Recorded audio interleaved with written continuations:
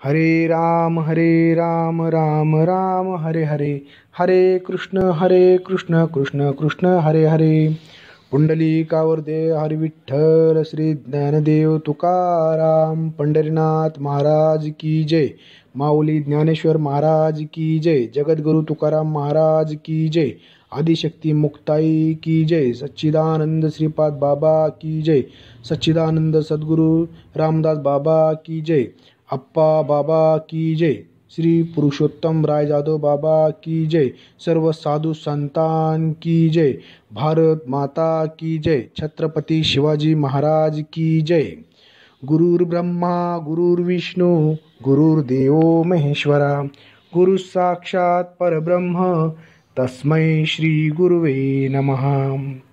ज्या ज्या स्थळी हे मन जाय माझे, त्या त्या स्थळी हे निज रूप तुझे. मी ठेवीन मस्तक ज्या ठिकाणी, तिथे सद्गुरु तुझे पाय दोन्ही. जय हरी साधक बंधूंनो, मी आपला गुरुबंधू आनंद मोरे, उस्मानाबाद परांडा येथून. मी आपल्या बाबांचे व आपले लाईव्ह प्रवचन प्रबोधन हे फेसबुकवरून, यूट्यूबवरून व काही पोस्ट हे आपल्या फेसबुक पेजवरून पाहिलेले आहेत.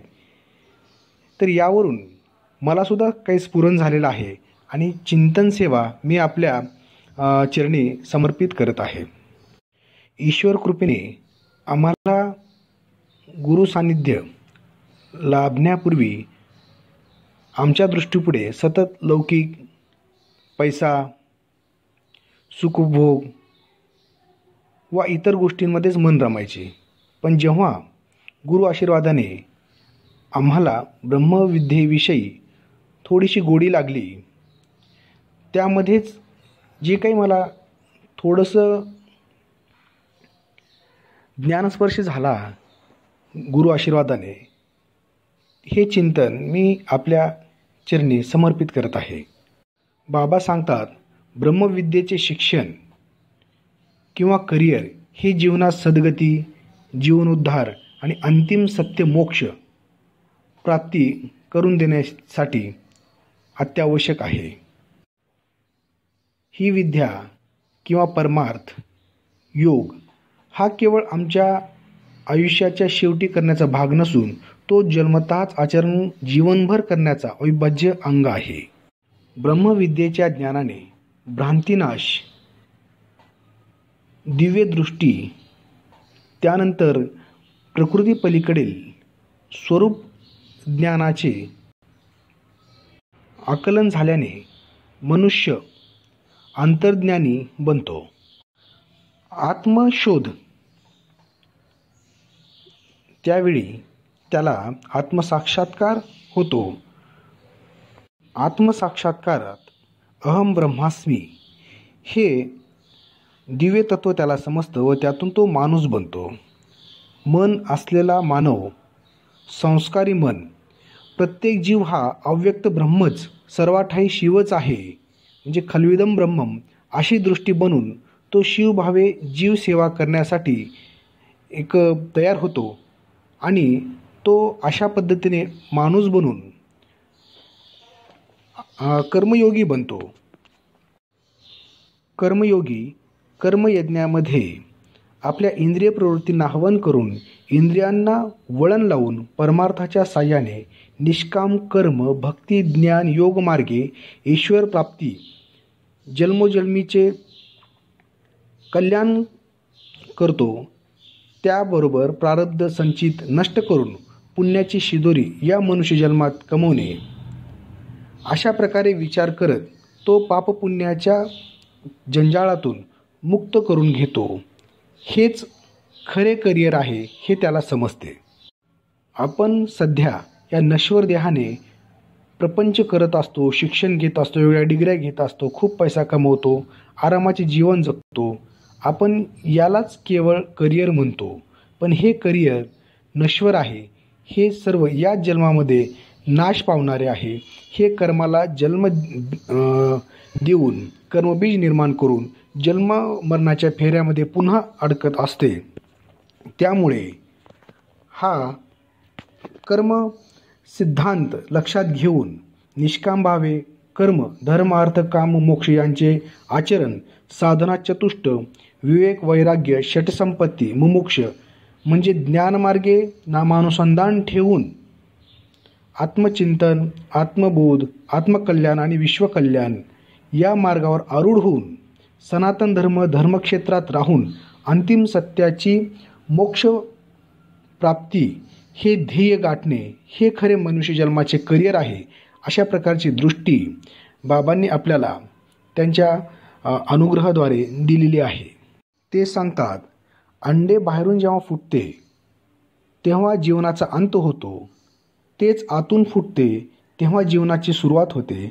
तसे ब्रह्मविद्या परमार्थाच्या संस्कारांनी आंतरिक कळवळा मनुष्याला फुटतो, त्याच्या हातून निष्काम कर्मे होतात, त्याला शीन येत नाही व परोपकार आदी कर्म करत तोच खरा कर्मयोगी बनून समर्पित सेवा या समाजाला, देशाला, विश्वाला करतो आणि त्यातून मुक्त होतो.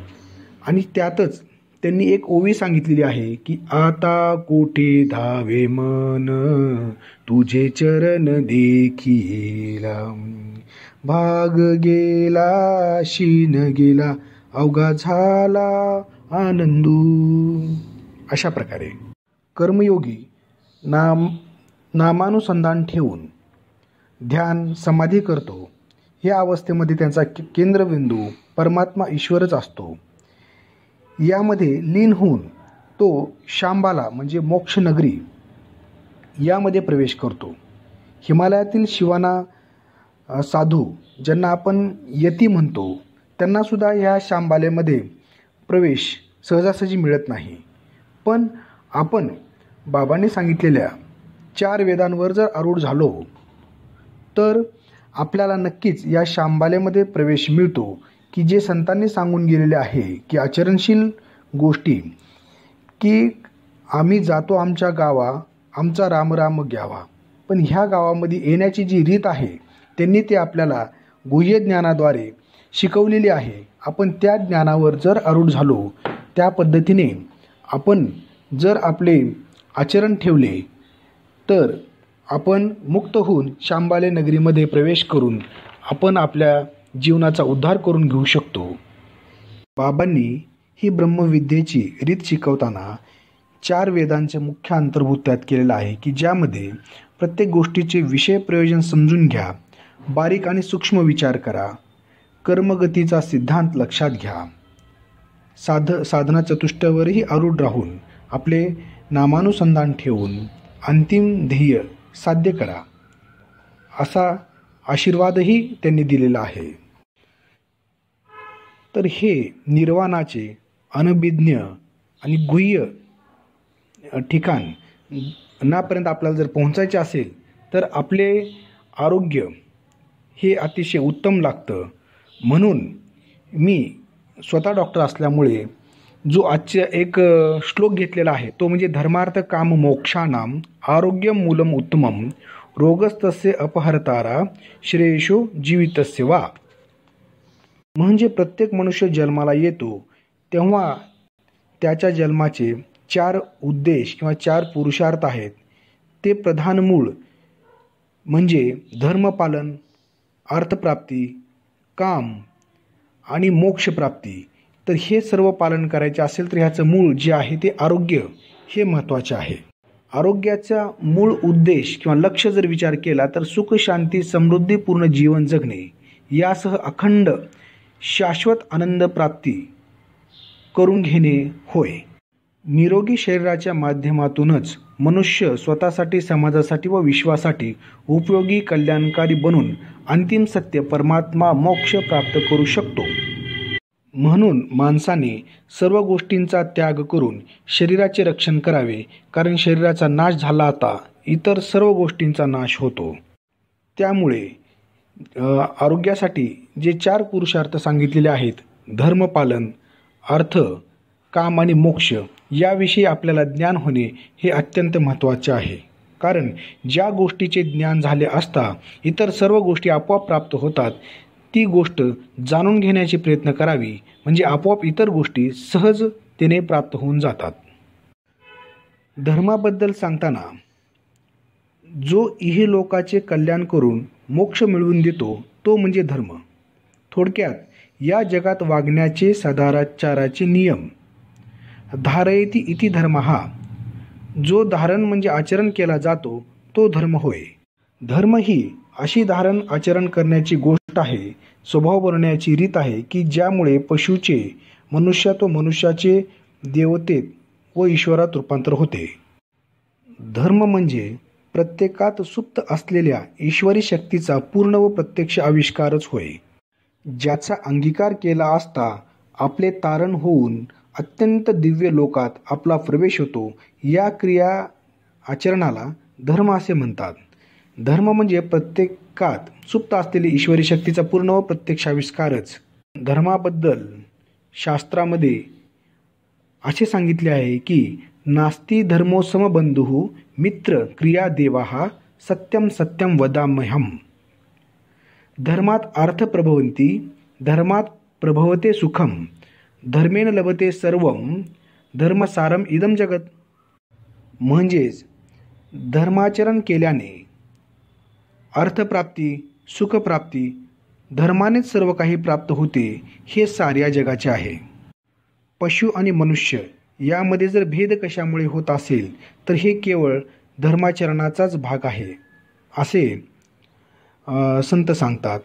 याविषयी ते सांगतात की आहार निद्रा भय मैथुनम च सामान्यम एतत् पशुभिः नराणां धर्महि तेषां अधिको विशेषः धर्मेहीना पशुभिः समान.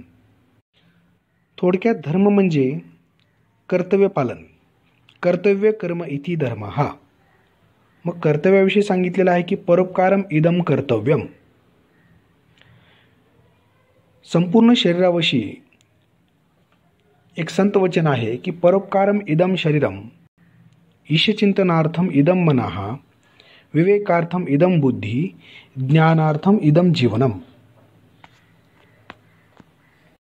म्हणजे आपले शरीर हे परोपकारासाठी आहे, निस्वार्थ निष्काम करण्यासाठी, कार्य करण्यासाठी आहे. तर मन हे ईश्वर चिंतन म्हणजे नामानुसंधानासाठी आहे. तर बुद्धी विवेक साधून कार्य करण्यासाठी आहे. तर जीवन हे ज्ञानासाठी आहे. एकाच श्लोकामध्ये शरीर परोपकारासाठी म्हणजे निष्काम कर्मयोग यातून सांगण्याचा प्रयत्न केला आहे. मन ईश्वर चिंतनासाठी नामानुसंधान म्हणजे भक्तियोग यामध्ये सांगण्याचा प्रयत्न केलेला आहे. बुद्धी विवेकार्थासाठी म्हणजे राजयोग यामध्ये सांगण्याचा प्रयत्न केलेला आहे. आणि ज्ञानार्थम इदम जीवनम म्हणजे यामध्ये ज्ञानयोग हे सांगण्याचा प्रयत्न केलेला आहे. म्हणजे या मार्गे शरीराचा उपयोग केल्यास आपण चतुर्योगाद्वारे अंतिम सध्या आपण गाठू शकतो असे यातून थोडक्यात त्यांना सांगायचं आहे. जसे पाण्याचा धर्म ओलावा निर्माण करणे आहे, अग्नीचा धर्म जाळणे, बर्फाचा थंड करणे, वारा वाहने, पृथ्वी धारण करणे, तशा पद्धतीने आपल्या आत्म्याचा धर्म आहे तो दान. दुरात्म्याचा धर्म जो आहे तो म्हणजे दया. दुरात्मा म्हणजे राक्षस आणि दानव. त्यानंतर महात्मा जो आहे देव किंवा साधक यांचा धर्म आहे तो दमन. परमात्मा म्हणजे ऋषी महाऋषी जे आहेत त्यांचा धर्म आहे तो तपस्या आहे. तसे आपला शरीर धर्म आहे तो परोपकार. जसे परोपकारम फलंती वृक्षाः, परोपकाराय दुहेंती गवाः, परोपकाराय वन्यंती नद्याः, परोपकारम इदम शरीरम. वृक्ष हे परोपकारासाठीच फळ धारण करतात. गाय दूध हे परोपकारासाठीच देते. नदी ही परोपकारासाठीच वाहते. तसे आपले शरीरही परोपकारासाठीच आहे. म्हणजे आपले कर्तव्य जेव्हा किंवा धर्म जर आपण विसरलो, जसं महाभारतात सांगितलेलं आहे की यदा यदा ही धर्मस्य ग्लानिर्भवति भारत अभ्युत्थानम धर्मस्य तदात्मानं सृजाम्यहम्. यदा यदा ही धर्मस्य ग्लानिर्भवति भारत. जेव्हा धर्माला किंवा स्वधर्माला म्हणजेच स्वतःच्या दैवी गुण कमी होऊन आसुरी गुण, षडरिपू, लौकिक विषय वासना, कर्मे, स्वार्थ हेतू आदी जेव्हा वाढत जाऊन स्वधर्माला ग्लानी येते जेव्हा अधर्म आसुरी गुण वाढतो तेव्हा स्वधर्म स्थापनेसाठी आसुरी गुण आणि वृत्तीवर दैवी गुणांचा विजय प्राप्त करण्यासाठी धर्मस्थापन करण्यासाठी त्या प्रभूला जन्म घ्यावा लागतो असं यातून यांचे सांगणे आहे. अति सर्वत्र वर्जयेत या पद्धतीने जिथे भरती येते, भरतीची परमसीमा संपली की ओहोटी येते, ओहोटीची परमसीमा संपली की पुन्हा भरतीकडे जाते. त्याच्यामुळे निसर्गाला समन्वय साधणे हाच त्याचा गुणधर्म आहे व निसर्गाला पोकळी आवडत नाही. या हेतूने चरमसीमा जेव्हा अधर्माची गाठते तेव्हा निसर्ग त्याला स्वधर्म दाखवण्यासाठी बऱ्याच गोष्टी करतो आणि समन्वय साधला जातो. याचे सध्याचे जर ज्वलंत उदाहरण भगवती लीला याबद्दल विचार करायचा असेल तर सध्याची जी कोरोना जागतिक महामारी आहे की अधर्म वाढत चालल्याने नैतिकता, भौतिक लालसा या गोष्टींचे आधुनिकाचे अंधानुकरण, स्वार्थी या गोष्टींमुळे हा प्रकार घडलेला आहे. पुन्हा धर्मसंस्थापना करण्यासाठी भगवंताने अशी लीला केली आहे की सर्व जग हे लॉकडाऊनमध्ये गेलेले आहे. त्यामुळे जे काही निसर्गावर, निसर्गाच्या इतर गोष्टींवर मानवाने केलेले अतिक्रमण पुन्हा ते कमी होत आलेले आहे. त्यामुळे ध्वनी प्रदूषण असेल, ओझोनचा लेअर कमी झालेला असेल किंवा आकाशाला ओझोनच्या थराला जे फार मोठी छिद्र पडलेलं होतं किंवा इतर गोष्टी ज्या आहेत ह्या लॉकडाऊनमुळे पुन्हा हे प्रदूषण कमी होऊन इतर जीवांची उत्पत्ती वाढून पुन्हा निसर्ग समन्वय साधून धर्मसंस्थापन करण्याचा प्रयत्न केलेला आहे. म्हणून मनुष्याने जर आपला धर्म जाणून आपल्या धर्माप्रमाणे आचरण केले तर निसर्गाला पुन्हा ह्यामध्ये हस्तक्षेप करण्याची गरज भासणार नाही आणि आपण सुखी, समृद्ध आणि दीर्घायू, परोपकारी असे जीवन जगू शकतो.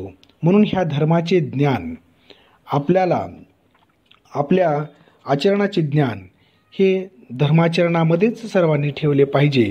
याचे ज्ञान झाले तरच आपण आपली पुढची पिढी ही जगा आणि जगू द्या ह्या न्यायाने आपण एक मनुष्य देवत्व आपण स्वतःमध्ये धारण करू शकू.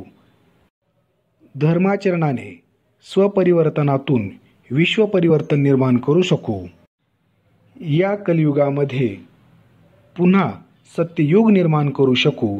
म्हणून धर्माचे हे साधारण ज्ञान हे प्रत्येकांना आवश्यक आहे. यानेच आपले आरोग्य, समाजाचे आरोग्य, या विश्वाचे आरोग्य हे उत्तम राहण्यास मदत होईल. आरोग्याचे रक्षण करण्याचे दुसरा पुरुषार्थ म्हणजे अर्थ असं सांगितलेला आहे. अर्थ म्हणजे केवळ पैसाच असा होत नसून तर उत्तम गुणांचा संग्रह हा सुद्धा एक फार मोठं धन आपल्याला सांगितलेलं आहे. संत तुकाराम महाराज म्हणतात की जोडुनिया धन उत्तम व्यवहारे, उदास विचारे वेच करी. जीवनात साधन म्हणून संपत्तीची गरज आहे, पण ती निर्दोष नैतिक व्यवहार धर्माचरण करून मिळवावे. लांडी लबाडी फसवणूक करून मिळवू नये. संसार हा निकोप मार्गाने मिळवलेल्या संपत्तीवर आधारित केला पाहिजे. हे धन अलिप्तपणे खर्च करावा. या धनलौकिकामध्ये आपण गुंतून राहू नये, तर साक्षीभावाने आपण हा प्रपंच ह्या धनाद्वारे करावा. संस्कृती सांगते की क्षणश्चैव कणश्चैव विद्याम अर्थम अर्जयेत, क्षणत्यागो कुतो विद्या कणत्यागे कुतो धनम.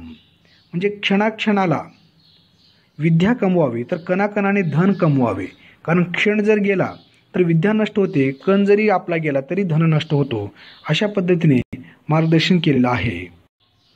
अजरामरवत प्रज्ञो विद्याम अर्थम चिंतयेत, गृहीत एवं केशेषु मृत्यूनाम धर्ममाचरेत. म्हणजे म्हातारपणाची व मृत्यूची काळजी न करता मरेपर्यंत शेवटच्या क्षणापर्यंत विद्या म्हणजेच ब्रह्मविद्या आणि जमत असेल तर उत्तम व्यवहारे धन ही कमवावा. पण संस्कृती सांगते की मला मृत्यू केसाला धरून ओढत आहे, हाच माझा शेवटचा दिवस आहे असे समजून धर्मपालन, सत्यपालन कर्तव्य आचरण करावे. ह्या पुरुषांच्या प्राप्तीमध्ये आळस हा सर्वात मोठा शत्रू आहे. आलस्य ही मनुष्यानाम शरीरस्थ महारेपो आणि उद्योगो नास्ति दारिद्र्यम असे सांगितलेले आहे की आलस्य कुतो विद्या, अविद्यस्य कुतो धनम, अधनस्य कुतो मित्रम, अमित्रस्य सुखम. सर्वश्रेष्ठ आध्यात्मिक संपत्ती सांगताना षटसंपत्ती याचं वर्णन केलेलं आहे की साधना चतुष्टामध्ये विवेक, वैराग्य, षटसंपत्ती आणि मुमुक्ष. तर या षटसंपत्तीमध्ये शम, दम, तितिक्षा, उपरती, श्रद्धा आणि समाधान या गोष्टींचं वर्णन केलेलं आहे. हे धन ही सर्वश्रेष्ठ आहे. म्हणजे जे काही आपल्याकडे आहे त्यामध्ये तृप्त समाधानी राहण्याची जी काही क्रिया होते ते या षटसंपत्तीमुळे होते. हीच षटसंपत्ती आपल्याला धर्माचरण पारमार्थिक मार्गावर स्थिर ठेवून आपले अंतिम ध्येय साध्य करण्यासाठी उपयोगी पडू शकते. केवळ ह्या धनामुळे अहंकार, गर्व वाढून आपली दिशा किंवा आपल्या जीवनाला अधोगतीही मिळण्याची शक्यता नाकारता येत नाही. त्यामुळे जीवनाला सद्गती आणि जीवनोद्धारासाठी आपल्याला षटसंपत्ती हीच फार महत्त्वाची आहे. तिसरा पुरुषार्थ आहे तो काम. काम म्हणजे सुखोपभोग. पूर्वी गुरु आशीर्वाद मिळण्याच्या आधी हे काम म्हणजे केवळ विषय आनंद ह्याच प्रकारचा विचार आम्ही करत असू. सुखार्था सर्व भूताना मतः सर्व प्रवृत्तया. सुखलालसा ही मनाची आसक्ती एवढी देहात बसलेली असते की मनुष्य सर्व काही त्यागून याच आनंद समाधान शोधण्याचा प्रयत्न करत असतो. श्री रामकृष्ण परमहंसाने या सुख आनंदाचे 3 प्रकार सांगितलेले आहेत. यात विषय आनंद म्हणजे इंद्रियांचा क्षणिक सुखाची अनुभूती ही आहे, पण ही क्षणिक असल्यामुळे पुढे अनारोग्य निर्माण करून तात्काळ सुख देईल आणि कालांतरे दुःख निर्माण करू शकते. त्यामुळे शास्त्र नियमामध्ये राहूनच या काही गोष्टींचा आपल्याला विचार करावा लागतो आणि ब्रह्मचर्य पालनामध्येच विशेष आनंद आहे हे आपल्याला समजून घ्यावे लागते. दुसरा आनंद आहे तो म्हणजे भजनानंद. ईश्वर नाम गुणगान भजन या अनुसंधानामध्ये राहून हे आपल्याला आनंद प्राप्त करून घ्यावा लागतो. भजनानंदामध्ये कधीकधी आपण भजनामध्ये असतो, नामात असतो, तेवढ्यापुरता आनंद होतो आणि पुन्हा आनंद कमी होण्याची शक्यता असते. त्यामुळे आवर्जून नामानुसंधान ठेवणे हे महत्त्वाचे आहे. तिसरा प्रकार सांगितलेला आहे तो ब्रह्मानंद. ब्रह्मचर्याचे व्रत पालन करून ध्यान, धारणा, समाधी द्वारे परम ब्रह्मतत्वाचा शाश्वत आत्यंतिक हर्ष परमानंद प्राप्त करून सख, समाधान, शांतीमध्ये लीन होणे म्हणजेच ब्रह्मानंद होय. येथे ब्रह्मचर्या म्हणजे केवळ कामवासना न घेता काम, क्रोध, लोभ, मद, मोह, मोत्सर इत्यादी षड्रिपू विषय वासना यांच्या गुलामी बंधनात न राहता जितेंद्रिय होणे होय. या इंद्रियांचे गुलामी न करता बंधनात न अडकता यांचा स्वामी होणे म्हणजे ब्रह्मचर्य पालन होय. ब्रह्मचर्य पालनाने समस्त विद्या एका क्षणात आत्मसात करता येतात. क्षणिक सुख, विषय वासना, आसक्ती, इंद्रिय सुखात रममान होणे, बंधनात अडकणे यातच अज्ञानाने पशुप्रमाणे अडकला तर मनुष्य साधक उच्च अनुभूती, जीवनातील सर्वोच्च ध्येय, अंतिम सत्य, जीवनोद्धाराची गती मंदावते अथवा थांबते. त्यामुळे अनुसंधानामध्ये राहून आपल्याला आपले कार्य करणे महत्त्वाचे आहे. म्हणून संत ज्ञानेश्वर म्हणतात की अवधान ऐकले दीजिये मग सर्व सुखाशी पात्र होईजे, हे प्रतिज्ञा उत्तर माझे उघड ऐका. विवाहाचा उद्देश सांगताना विवाह न विलासार्था प्रजाजननम केवलम, उत्तम प्रजेची निर्मिती करून संस्कारी पाल्य समाजाला देणे आणि पुढे पती पत्नीने आध्यात्मिक जीवन नियमानुसार जगावे. कामाबद्दल सांगताना न जातु कामा कामानाम उपभोगेन शम्यती, म्हणजे जसे यज्ञामध्ये जसे आपण तेल तूप टाकू तसे ते अधिकच अग्नी भडकत जातो, तसं कामाग्नी हा कामामध्ये रममाण झाल्यामुळे अधिकच वाढत जातो. पण केवळ ब्रह्मविद्येच्या आणि साधना चतुष्टामध्ये जर नामामध्ये लीन झालो तर आपण या कामाग्नीपासून आपली ऊर्जा ही आध्यात्मिक भागामध्ये टाकून आपण आपले अंतिम ध्येय साध्य करू शकतो. केवळ कामांध होण्यापेक्षा नामांध होऊन शाश्वत सुख प्राप्ती करणे हेच विवेकशील पुरुषाचे लक्षण आहे. संत म्हणतात, कामाग्नी जोपर्यंत शरीरात शांत तोपर्यंत सारी विद्वत्ता, उत्तम कुळ, सदाचार, विवेक टिकून राहतो. एकदा का अधर्माने कामाग्नी पेटला, भडकला की या साऱ्यांचा नाश होतो. म्हणून ब्रह्मचर्य पालन करून पाशवी प्रवृत्तीवर विजय प्राप्त करून आपली मानसिक व बौद्धिक शक्ती विकसित करणे व त्याद्वारे आध्यात्मिक सत्याचा याच जीवनात अनुभव घेऊन जन्ममरणाच्या बंधनातून मुक्त होऊन चिरशांती आयुष्य सुख समाधानाचा लाभ घेऊन आपले जीवन कृतार्थ करणे हे एक शहाणपणाचे लक्षण आहे आणि हाच आपला जीवन उद्देश आहे. म्हणून कर्मयज्ञात अनुसंधानामध्ये संत हे लीन असतात. कर्मयज्ञ म्हणजे श्वास उच्छ्वास चिंतन करून म्हणजेच अनुसंधान ठेवून केवळ प्राणायामात मग्न न होता इंद्रिय प्रवृत्तींना संयमाच्या अग्नीत हवन करणे, इंद्रियांना परिवर्तनातून संस्काराने वळण लावणे असा यज्ञ तो कर्मयज्ञ होय. सद्गुरूंचे वचन आहे की काम आणि अर्थ ह्या दोन पुरुषार्थ माणसाला आपल्या अंतिम सत्यापासून भटकू शकतात. म्हणून धर्माभिमुख काम व मोक्षगामी काम आणि अर्थ माणसाला महान आणि योगी बनवतात व अंतिम सत्य लवकरात गाठण्यासाठी मदत करतात. आता शेवटचा पुरुषार्थ आहे तो म्हणजे मोक्ष. मोक्ष, अंतिम सत्य, शांबाला, निर्वाणाचे ठिकाण आदी प्राप्त करण्यासाठी 4 मार्ग आपल्या ऋषीमुनींनी सांगितले आहेत. ते म्हणतात, प्रत्येक जीव म्हणजे अव्यक्त ब्रह्मच होय. बाह्य आणि अंतर प्रकृतीचे नियमन करून आपले मूळचे ब्रह्मस्वरूप प्रकट करणे हेच जीवनाचे अंतिम लक्ष ध्येय होय. यानेच मनुष्य मोक्ष प्राप्त करू शकतो. संत ज्ञानेश्वरांनी मोक्ष प्राप्तीचे गुह्य प्रकट केलेले आहे. ज्ञानराज माझी योग्यांची माऊली, जेने निगमवल्ली प्रगट केली. यात निगम म्हणजे वेद. हे जगातील प्राचीनतम वाङ्मय आहे. ज्ञानाचे भांडार आहेत. वेदामधील विश्वातील मूळ स्वरूप, देवता, यज्ञ, मानवाचे स्वरूप इत्यादी लिखाण विविध बाजूने लिहिलेले आहे. विविध शास्त्रे त्यामध्ये आहेत की ज्यामध्ये प्रामुख्याने ऋग्वेद, यजुर्वेद, सामवेद, अथर्ववेद हे 4 वेदांचा विस्तार या निगम वेदांची वल्ली म्हणजे वेद ज्ञानेश्वरांनी येथे प्रकट केलेली आहे. आपल्याला त्यांचे स्वरूप, अनादिकाळचे गुह्य, परब्रह्मतत्व इत्यादी सांगून अष्टसात्विक भावाचे भरते आणून आपल्याला मुक्त आणि मोक्षगामी केलेले आहे. म्हणजे ज्ञानराज माझी योग्यांची माऊली, जेने निगमवल्ली प्रगट केली. गीता अलंकार नामज्ञानेश्वरी, ब्रह्मानंद लहरी प्रगट केली. मोक्षप्राप्तीसाठी 4 योग साधना सांगितलेल्या आहेत की ज्यामध्ये कर्मयोग, भक्तियोग, राजयोग आणि ज्ञानयोग हे 4 मार्ग सांगितलेले आहेत. तर ज्ञानराज माऊलींनी हे 4ही मार्ग अत्यंत आत्मीयतेने वर्णन केलेले आहेत. या 4 योगांचा समन्वय साधनांचा अभ्यास केल्यास जीवनाचे लक्ष कमीत कमी वेळामध्ये प्राप्त होऊ शकते.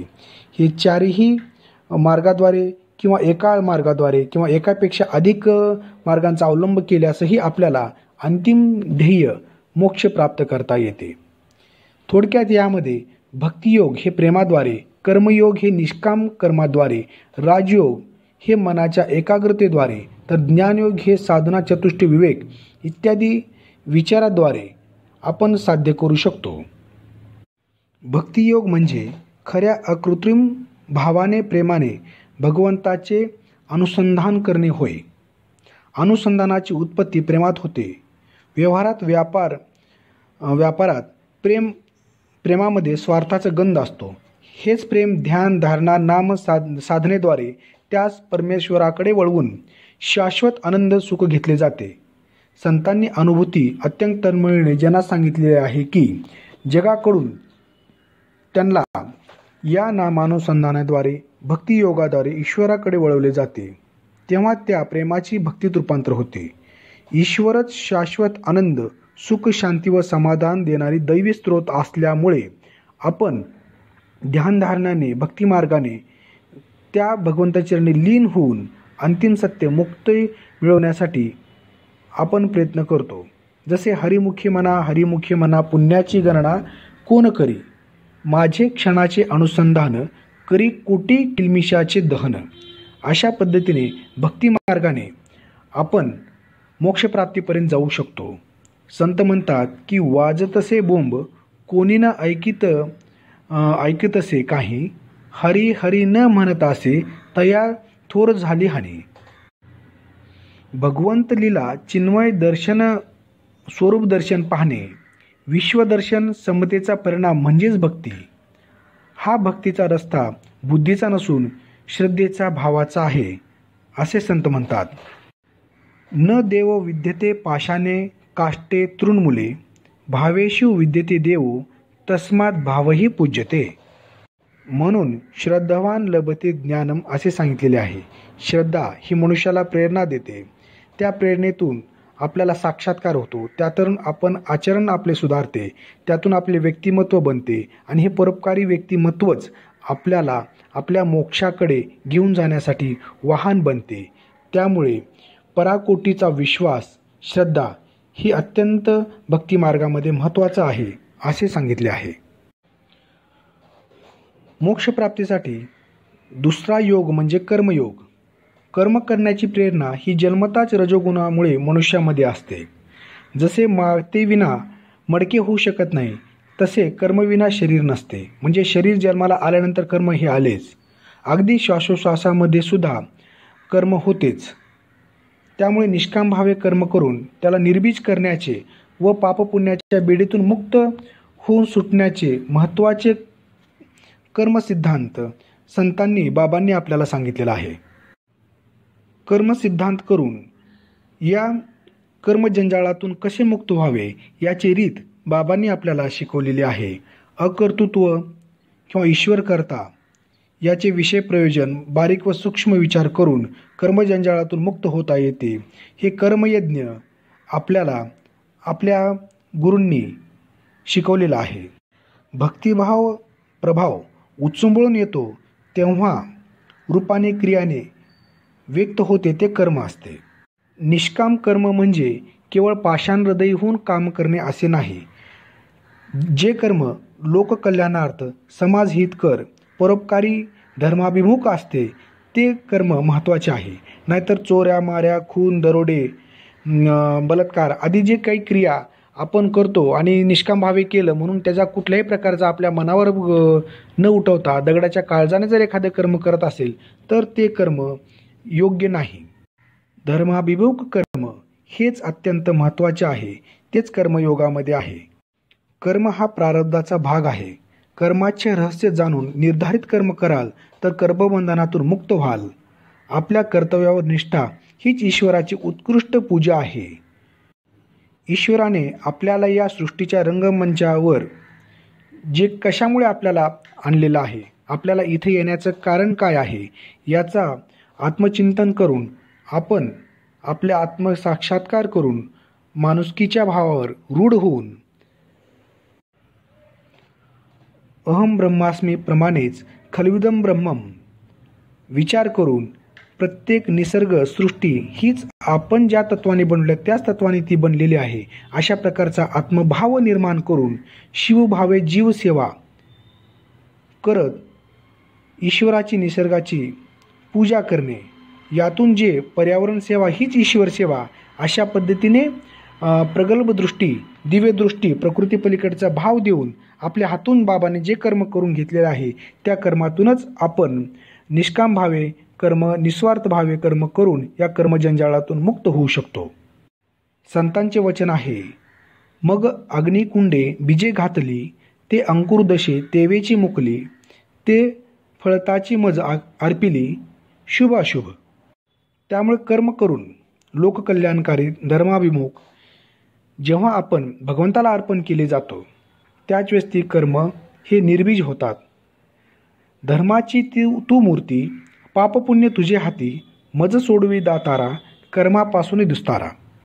अशा पद्धतीने ही रीत निष्काम भावे कर्म करत आपण कर्मजंजाळातून मुक्त होत जन्म मरण्याच्या फेरातून निर्बीज कर्म करून आपण मोक्षगामी होऊ शकतो. ही एक मोक्षाची पद्धत सांगितलेली आहे, राजमार्ग सांगितलेला आहे. तिसरा जो योग मार्ग तो म्हणजे राजयोग मार्ग आहे. मनाला शुद्ध पवित्र एकाग्र करून मनाद्वारे चिंतन व बुद्धीद्वारे दृश्यावलोकन करून आपण आपले आत्मतत्व त्या परमात्मा तत्वामध्ये विलीन करून देणे व आपले दैविगुण साधून घेणे हाच राजयोगाचा मार्ग आहे. राजयोगामध्ये आपण त्या परमात्म्याचे चिंतन करतो. सतत अभ्यास म्हणजे साधना व वैराग्य याने हे आपल्याला मनोनिग्रह साध्य केले जाते. म्हणून श्रीकृष्ण अर्जुनाला म्हणतात की अभ्यासेन तू कोणतेय, वैराग्येनच ग्रह्यते. मग जेव्हा जीव शिवाचे ऐक्य समाधी अवस्थेमध्ये होते तेव्हा आपल्यातील आसुरी गुणांचा नाश दैवी गुणांनी भरून केला जातो. म्हणजे जेव्हा परमात्मा हा हाय पोटेन्शियल एनर्जीचा आणि आपण लो पोटेन्शियलचा असतो, जेव्हा ह्या चिंतनामध्ये एक लॉ ऑफ एनर्जी आहे की energy flow from higher potential to the lower potential, म्हणजे बिंदूपासून सिंधूची प्राप्ती आपण करून घेतो. की जेव्हा एकाग्र मनाने आपण त्या परमात्म्याचे ध्यान धारणा करतो तेव्हा त्याचे सर्व गुण हे आपल्यामध्ये समाविष्ट केले जातात व आपले आसुरी गुण जे आहे ते नष्ट केले जातात. योग हा चित्तवृत्ती निरोधा असं म्हणलेलं आहे की योगामुळे चित्तवृत्तींचा निरोध होऊन आपल्याला ती चित्तवृत्ती बाह्य क्षणिक लौकिकाच्या मागे धावणारी ती आपण एकाग्र करून ती परमपिता परमात्म्याचे नामानुसंधानामध्ये जेव्हा आपण लाभतो तेव्हा आपल्याला हे जीवसेवेचे ऐक्य साधन केलं जातं आणि शिवजागरण हे घडून आपण मोक्षगामी होतो. ज्ञानयोगामध्ये मनुष्य आत्मचिंतन, आत्मबोध, प्रकृती पलीकडचे ज्ञान, शाश्वत ज्ञान, स्वरूप ज्ञान त्याला प्राप्त होऊन जाते आणि त्या ज्ञानाद्वारे जी दिव्य दृष्टी प्राप्त केली जाते त्या दिव्य दृष्टीतून त्याला ब्रह्मसत्य आणि जगन्मिथ्य अशा प्रकारचा भाव त्याच्यामध्ये निर्माण होते आणि त्याच्या दृष्टीने ही मोहमाया मुळे जी निर्माण झालेले जग आहे ती जगबुडी होते आणि अंतिम सत्याचे दर्शन ह्या ज्ञानामुळे त्याला घडते. अहम ब्रह्मास्मी खल्विदम ब्रह्मम अशाच पद्धतीने शाश्वत दिव्य अद्वैत दृष्टी स्वरूपाची दिव्य दृष्टी प्राप्त करून ब्रह्मज्ञानाद्वारे भ्रांतिनाश करून अंतिम सत्यात तो लीन होऊन मोक्ष प्राप्त करतो. स्वामी विवेकानंद म्हणतात की भगवंत कृपा संत कृपानेच साधक प्रचंड बलाने हे जगाचे जाळे तोडून सिंहाप्रमाणे मुक्त होऊन बाहेर पडतो. तो जिज्ञासू हुशार आणि साधक हाच मुक्त होतो, मोक्षाला प्राप्त होतो. तेच त्यांनी निर्गच्छती जगज्जलात पिंजरादिव केशरी या वाक्याद्वारे सांगितले आहे. ज्या व्यक्तीमध्ये ह्या चारही बाजू विकसित झाल्या त्यांच्यात प्रचंड ऊर्जेचा प्रवास सतत चालू राहतो. या ऊर्जेसमोर सामान्य हतबल होतात. अशा व्यक्तीकडून निसर्गातील अद्भुत घटनांचा साक्षात्कार होत असतो.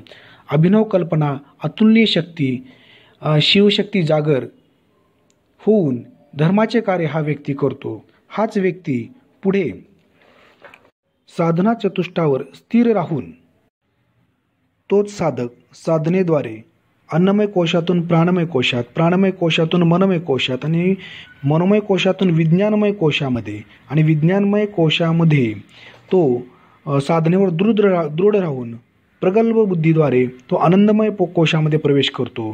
तेव्हा त्याची जी प्रज्ञा, ऋतंभरा प्रज्ञा त्याला म्हणतो, की ती जागृत होते. आणि या भावावर राहून संतांनी ऋतंभरे प्रज्ञेद्वारेच शाश्वत असे त्रिकालाबाधित सत्य असे संत वाङ्मय त्यांनी लिहिलेलं आहे. भागवद्गीता त्याच भावावर लिहिलेली आहे.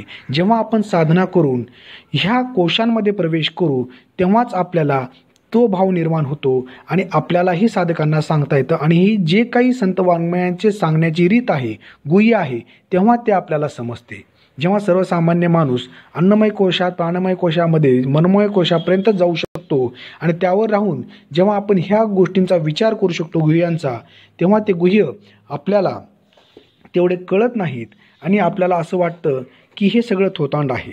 त्यामुळे आपण सतत आपल्या साधनातुष्टावर, साधनेवर तल्लीन राहून आणि संत आशीर्वादाने, गुरु आशीर्वादानेच हे आपल्याला गुह्य प्रकट होऊ शकतं. आणि ह्या कोशांमध्ये प्रवेश करून आपल्याला जेव्हा ऋतंभरा प्रज्ञा आपली जागृत होईल तेव्हा हे गुह्य आपल्याला समजायला लागतं. तेव्हा हे अष्टसात्विक भावाचे भरते आपल्याला येतं आणि आपल्याला दिव्यदृष्टी, मोक्ष हे प्राप्त होऊन जातं, असे संतवचन आहे.